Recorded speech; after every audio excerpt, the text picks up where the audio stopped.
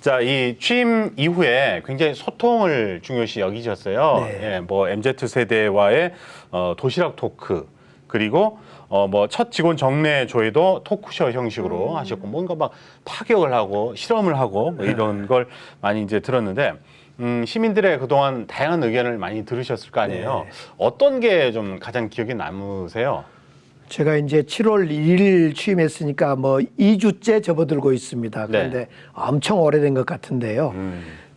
제가 취임하자마자 이제 어떻게 공직자들하고 친해질 거냐. 이거 이제 과제입니다. 아무리 제가 좋은 뜻을 광주 발전과 광주 변화에 관련된 뜻을 갖고 있어도 그 손발이 되어줄 공직자들이 움직여주지 않으면 꽝입니다. 그렇죠. 예. 그래서 제가 공직자들하고 대화의 자리를 만들었습니다. 그 제목을 시장님 당황하셨어요. 이런 제목이었어요. 당황하셨어요? 이거 그러니까 이제 보이스피싱에서 예. 매월 공직자 한 600명과 시장이 만나는 자리가 있어요. 네네. 항상 그 자리에 시장이 훈시하고 끝나는 자리예요. 네. 잘해라 공직자 여러분 어째라 저째라 그 꼰대 같은 소리 잔소리 지시만 내리고 지시하고 끝나는, 네. 그래서 현재 첫 인상을 제가 잘 보여야 될 거 아닙니까 시장이. 그래서 토크쇼를 준비했어요. 이렇게 지금처럼 한 6분 직원들하고 네네. 직원 4분하고 그런데 막 질문을 하는 거예요. 예를 들면 나경원 전 대표랑 왜 싸웠어요? 청와대에 있을 때 네네. 제가 싸웠거든요. 그 공무원들 공직자들은 정치 얘기 잘 안 하거든요. 네. 하고 싶어도 정치는 감춰야 되고 네. 금기어지요. 근데 공직자 질문이 막 그냥 쉽게 나오는 거예요. 네. 제가 당황했죠 그날. 그날 컨셉은 제가 당황했어야 됐죠. 컨셉대로 잘 됐습니다. 네. 아, 재밌네요. 예. 네, 우리 시장님이 노력하시는 것처럼 저희 본방을 보자도 저희 본방 사수하시는 사수님들과 또 소통을 하고 있거든요. 네. 시장님이 나오신다고 하셔서 저희가 미리 사수님께 오픈 채팅방을 통해서 궁금한 점에 대해서 여쭤봤어요. 네. 그랬더니 이렇게나 뜨거운 반응을 지금 보여주셨습니다. 내용들이 쭉 올라오고 네네. 있습니다. 예, 저희가 이제 하나하나 궁금증을 풀어드리도록 하겠습니다. 네. 민선 8기 시정 슬로건이 내일이 빛나는 기회 도시입니다. 이 슬로건을 이렇게 정하신 이유가 뭘까요? 하시면서 이제 관련된 사수님들의 질문이 있었습니다. 예. 째려보는 어피치님께서 지금 보이시죠? 네. 강기정 시장이 추구하는 광주만의 특색 있는 브랜딩이 뭔가요? 이렇게 해주셨어요. 답을 해주시죠. 활력인 것 같아요. 광주가 노잼 도시다. 좀 재밌고 활력 있게 만들어줄 수 없냐. 네네. 일자리도 좀 더 있었으면 좋겠고 창업도 좀 활력이 있었으면 좋겠고 네. 익사이팅한 광주가 됐으면 좋겠고 문화적으로도 그렇고. 문화적으로도 그렇고 그래서 저는 활력이라는 단어를 선택해보고 싶어요. 네네. 그래서 여러 가지 산업을 키워서 일자리를 늘리는 것도 있고 또 영산강 주변을 활력 있는 익사이팅 공간으로 만들어 보고 싶고 또 창업의 공간, 창업의 도시로 좀 만들어 보고 싶다. 그래서 전체적으로 한마디로 하면 활력의 기회 도시 뭐 이런 정도 될 것 같습니다. 네네네. 네. 네. 이어서 저희가 준비한 질문 또 드려보도록 하겠습니다. 네. 취임 후 첫 결제는 아무래도 시장님의 어떤 시정 운영 방향을 조금 엿볼 수 있는 중요한 지표가 될 텐데요. 고유가, 고물가, 민생 100일 대책이셨습니다. 광주만의 어떤 물가 대책이라고 할 수 있는데요. 지금 물가가 정말 높게 치솟고 있고 경제 위기를 어떤 극복할 수 있는 구체적인 방안이 있다면 어떤 걸 또 생각하고 계신가요? 그렇습니다. 제가 7월 1일 날 취임하자마자 첫 결제를 고금리, 고물가에 대한 대책 본부를 만들고 그 결제를 했는데요. 우선은 이제 물가가 올라서 할 수단이 별로 없지만은 공공요금을 동결시켰습니다. 네. 네. 지금 택시 요금, 도시가스 요금을 올려야 될 때입니다. 지금 너무 낮아서. 그런데 지금 올려서는 안 되겠다. 그래서 공공요금 동결이 하나 있고요. 네. 두 번째로는 이제 금리가 올라가다 보니까 금리 대출을 받은 분들, 특히 이제 주택담보대출자들도 어렵지만은 사업하신 중소상공인들, 이 상공인들에게 그 한 2%, 연간 2% 정도 금리를 이렇게 좀 낮춰주는, 보존해주는 네. 이런 대책도 세웠고요. 등 해서 지금은 고금리, 고물가 또 폭염까지 있어서 이런 데에 대한 대책을 뭐 광주만의 특별한 대책은 아니겠습니다만은 시장으로서 노력 중에 있습니다. 네. 자, 그러면 또 저희가 오픈 채팅방을 통해서 어떤 점을 시장님께 궁금해 하셨는지 만나보도록 하겠습니다. 자, 광주 경제와 관련된 질문인데요. 지금 화면 보이시죠? 지역 경제 살리는 광주 상생카드를 광주 시민의 한 사람으로 꼭 다시 시행했으면 좋겠습니다. 꼭 부탁드립니다. 네. 하시면서 룰루랄라님이 질문해 주셨는데 이게 이제 예산 부족으로 일시 중단된 상태 아니겠습니까? 네, 원래 이제 중앙부처 기재부에서도 돈을 좀 받고 네. 광주시 돈도 이렇게 넣어서 그동안에는 참 상생카드가 인기가 있었답니다. 저는 그렇죠. 뭐 만들어 보지를 못했습니다만은. 그런데 이것이 제가 취임하는과 동시에 6월 달에 중단이 됐어요. 맞아요. 네네. 그래서 시민들 중에 일부는 강기정 시장 만들어 놨더니 상생카드부터 없앴냐. 그런데 그건 오해하시면 오해입니다. 안 하겠네요. 네. 그건 아니고요. 네, 그래서 이제 오해든 오해가 아니든 상생카드를 시민들이 너무 좋아해서 예. 이걸 어떻게 하나 고민하다가 이제 8월 1일경에 추가 경정 예상, 추경이라고 하는 예산 편성을 합니다. 네. 그때 상생카드를 다시 좀 살려보려고 그래요. 그런데 이 상생카드를 예전처럼 그렇게 막 지원할 수가 없을 것 같고 네. 예전에 반토막 나서 예전에 절반 정도는 아무튼 시에서 노력해서 해보려고 지금 약속은 드리겠습니다. 네, 네, 네. 네. 기대해도 되겠네요. 그러네요. 네네. 지난 630도 부동산 조정 대상 지역 해제에서 광주는 제외됐습니다. 네. 해제 요건에는 충족이 됐지만 집값 가열 여파가 남아 있었기 때문인데요. 당선인 시절에 정부의 해제를 요구하겠다라는 입장을 밝히기도 하셨었는데 지금 입장이 어떠신가요? 실제로 제가 취임하고 해제 요청을 했습니다. 국토부에. 네. 그런데 이제 국토부에서는 광주의 집값에 대해서 해제 요건은 됩니다.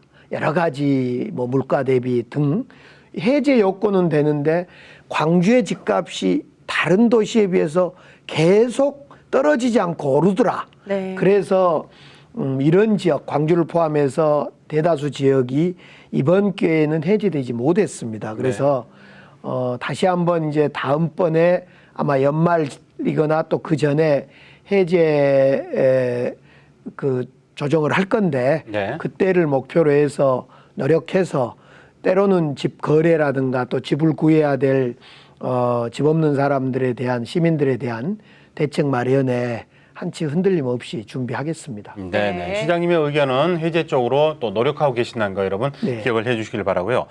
이제 민선 8기를 함께 이끌어 나갈 그 인사도 발표를 하셨는데요. 어떤 기준이나 원칙을 갖고 하셨는지 궁금하네요. 저는 이제 문재인 대통령 청와대에서 정무수석을 하면서 인사위원회에 저도 한 구성 요인이었습니다. 네네. 물론 문재인 정부의 인사 중에 잘된 것도 있고 또 국민들이 볼 때 시민들이 볼 때 안 된 잘못된 것도 있었을 겁니다만은 그때 이제 배웠던 인사 중에 하나가 적재적소입니다. 네. 그러니까 사람에 대해서 어떤 전문성, 실력, 정의감, 또 도덕성 여러 요소가 있겠지만은 그 사람에게 맞는 자리가 있더라. 네. 그래서 지금은 저로서는 광주시장으로 첫 취임을 한 만큼 제가 광주시를 시 공직자들이나 시의 행정을 해보지 않는 입장에서 많이 부족합니다. 이걸 보충해 줄 수 있으려면 시에 열심히 했고 시에 신망이 있는 분을 공직자를 비서실장으로 앉혔다거나 이러면서 적재적소에 어떤 자리를 인사를 했고 또 하나는 아무래도 앞서 말씀드렸듯이 활력 있는 기회도시 활력을 주려면 아무래도 좀 그 역동성이 있으려면 젊은 인사를 좀 전면에 배치해야 되겠다. 네네. 그래서 젊고 여성을 좀 앞장 세웠다 이렇게 말씀드리고 싶습니다. 네네. 또 스스로 밀린 숙제라고 언급하기도 하셨는데요. 5+1 당면 과제 중에서도 이 과제에 대해서 연말까지는 해결책을 또 제시하겠다고 하셨습니다. 그 중에서도 복합 쇼핑몰에 대한 관심이 지금 뜨거운데 어떻게 구상하고 계신가요? 네, 복합 쇼핑몰은 해야 된다라는 결론을 내렸고요. 마치 윤석열 정부도 도와주겠다, 또 앞장서 하겠다. 그래서 제가 복합 쇼핑몰의 이름을 국가 지원형 복합 쇼핑몰이다. 이렇게 네. 이름 붙여봤습니다. 네. 이제 복합 쇼핑몰이 전국에 많이 있습니다만은 광주에 세워질 복합 쇼핑몰은 국가가 지원하고 민간 투자자가 투자를 하고 우리 시를 중심으로 행정은 빠르게 인허가를 하는, 그래서 국가 지원형 복합 쇼핑몰로 다른 지역에 있는 것보다 훨씬 더 멋지게 한번 만들어 보자 이렇게 준비하고 있고, 이미 이제 투자자들이 현대가 투자를 하겠다, 한번 해보겠다 입장을 네네. 밝혔고 네. 또 곧이어 다른 기업들도 하겠다라고 밝힐 걸로 기대하고 있습니다. 네. 그런 만큼 우리 시에서는 그 기업들의 투자를 하겠다는 것만 믿고 있어서 안 되고,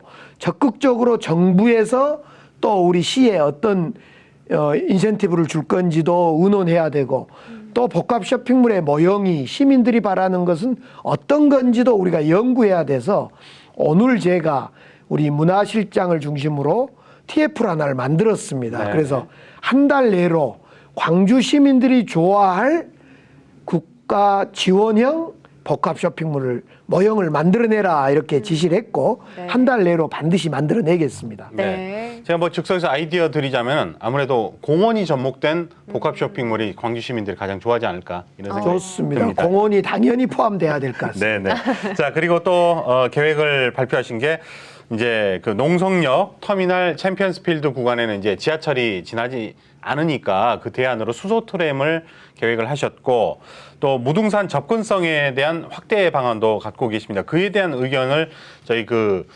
칠성사이다님께서 저렇게 톡으로 올려주셨거든요. 네. 무등산 케이블카 설치 계획이 있는지 궁금합니다. 남녀노소 시민의 산을 올라보고 싶은데 올라가지 못한 분들, 그러니까 뭐 노인분들, 어린이들 네. 이런 분들을 위해서 케이블카 설치도 필요하지 않을까요? 이런 의견이 올라와 있는데, 수소 트램, 그다음에 무등산 케이블카 이렇게 두 가지 답변을 해주시길 바랍니다. 이제 터미널이나 야구장이나 이런 데에 지하철 1호선, 2호선이 다 비켜가고 있습니다. 네. 네. 이거의 맹점인데요. 그래서 농성역에서 터미널을 거쳐서 챔피언스필드까지 여기까지를 수소 트램으로 한번 시범해보자. 2.5km인데 어렵지 않을 것 같습니다. 그래서 그건 지시를 해서 준비 중에 있습니다. 예산은 네. 어떻게 하시기? 예산은 이제 한 2천억 안팎인데요. 네. 이제 정확히 아직은 돈이 계산되어 있지 않습니다만은 네네. 이건 어렵지 않게 해낼 것 같아요. 아, 네. 여러 가지 궁리를 좀 하고 있습니다. 네, 기대가 됩니다. 그리고 광주역에서 송정역에 지금은 무거운 무궁화호나 출퇴근 열차, 통근 열차가 다니고 있는데 네. 이것도 좀 변화를 해야 될 것 같아요. 어떤 분은 여기를 푸른 길로 하자, 걷는 길로. 저는 여기야말로 수소 트램으로 좀 가보면 어쩌냐. 이건 시간이 좀 걸립니다. 네. 국가 철도기 때문에 이건 네. 국가 정부하고 의논도 해야 되고 네. 그래서 그것도 좀 고민 중에 있고요. 무등산 케이블카, 이건 참 어려운 문제입니다. 우선 무등산이 국립공원이 되고 나서 환경부나 이런 데서 허가를 안 해줍니다. 네. 지금 1980년 이후에 한 번도 국립공원에 케이블카를 설치 허가를 받아낸 곳이 없어요. 네네. 물론 해상국립공원은 허가를 받았습니다. 목포 요수 이런데. 네. 두 번째로는 설령 허가를 해준다 하더라도 사업자가 과연 뛰어들까 여기에. 돈이 돼야지 뛰어드는데 돈이 된다고 생각을 안 한 것 같아요. 네. 그래서 이래저래 참 어렵습니다. 그래서 우선 저는 무등산 정상에 있는 군부대, 방공포대부터 좀 없애야 됩니다. 그래서 무등산 정상을 개방해서 우리 시민들이 마음껏 올라다녀야 됩니다. 두 번째로 지금 그 군사도로를 통해서, 산장에서 군사도로를 통해서 전기차로 좀 접근성을 높여보면 어쩌냐. 네. 이런 고민은 지금 하고 있는 중에 있다는 보고드립니다. 네네. 네네. 많은 말씀 해주셨고요. 지금 질문도 굉장히 많은데 시간 관계상 마지막 질문 드려보도록 하겠습니다. 그렇습니다. 마지막 질문도 역시나 우리 사수님의 질문인데요. 잘바의 시대님의 질문입니다.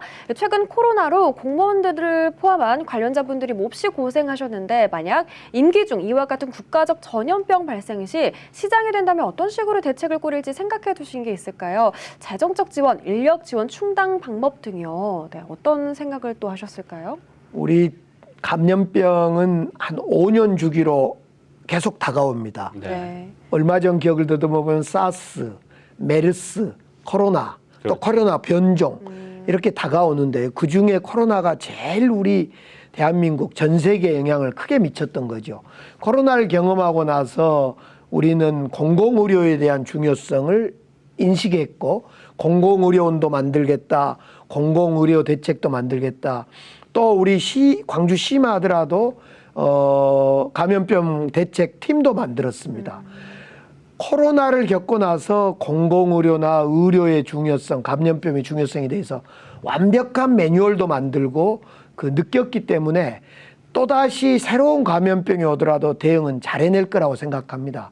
다만 무엇보다도 예방이 중요하기 때문에 광주시장으로서 광주 시민들의 건강과 안전을 위해서 늘 예방적 접근을 하고요.